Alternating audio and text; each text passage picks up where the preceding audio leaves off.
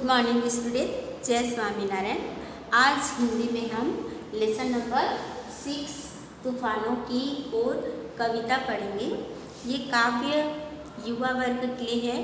कवि उनसे आह्वान करते हैं कि अपने हिम्मत और साहस से आगे बढ़ के अपने लक्ष्य की ओर बढ़ते चलो। कवि जो है श्री शिव मंगल सिंह सुमन कविता जो लिखे हैं तूफानों की ओर।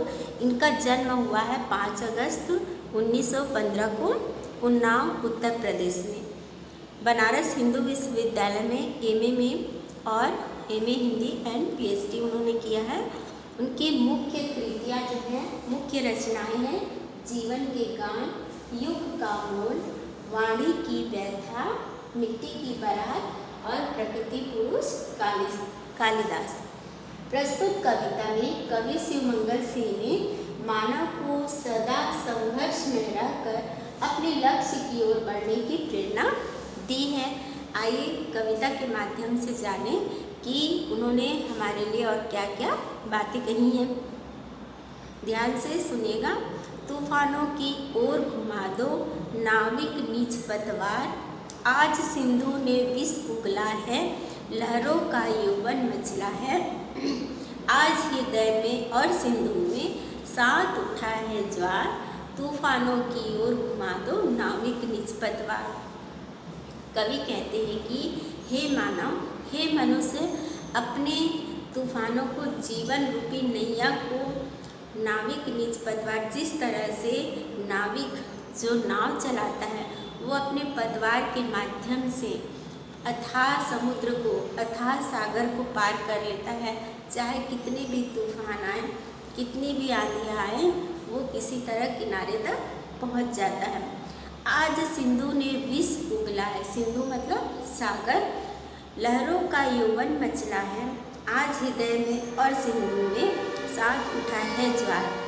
कवि कहना चाहते हैं कि जिस तरह से समुद्र में लहर उठती है, तूफान आते हैं, वैसे ही हमारे हृदय में भी कभी कभी तूफान आते हैं, है ना।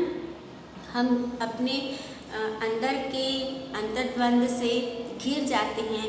इसलिए हिम्मत और साहस के साथ आगे बढ़ो। तूफानों की ओर घुमा दो नाविक नीच पतवार।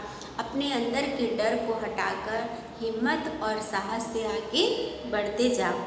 लहरों के स्वर में कुछ बोलो, इस अंधड़ में साहस तोलो, कभी कभी मिलता जीवन में तूफानों का प्यार। हमें अपने जीवन की समस्या से घबराना नहीं चाहिए।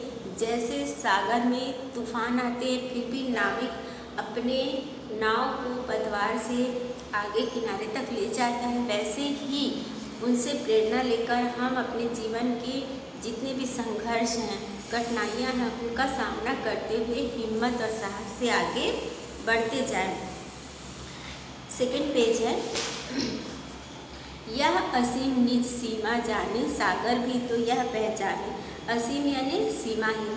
जो सीमाहीन होते हैं वो अपनी सीमा को जाने, अपने अंदर के साहस को जाने कि मैं क्या कर सकता हूँ।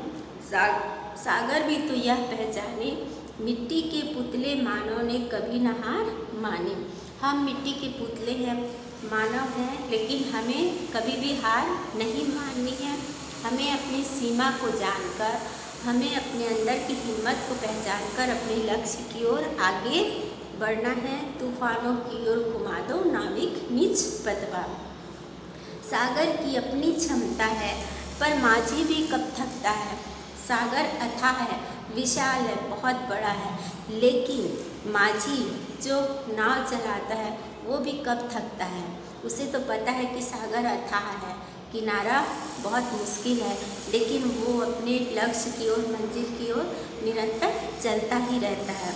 उसका हाथ नहीं रुकता है जब तक सांसों में स्पंदन है। स्पंदन यानी चेतना।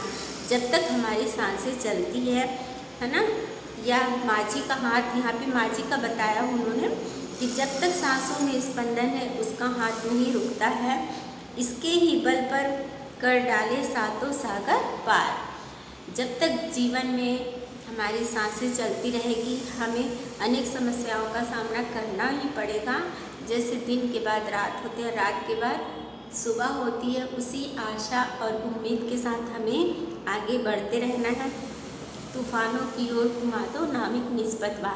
उन्होंने नाविक एक माझी का उदाहरण देते हुए जीवन रूपी नैया से अपनी समस्याओं को, अपने लक्ष्य को पहचानते हुए आगे बढ़ने की प्रेरणा दी है। आशा है कि ये कविता आपको समझ में आ गया होगा। धन्यवाद।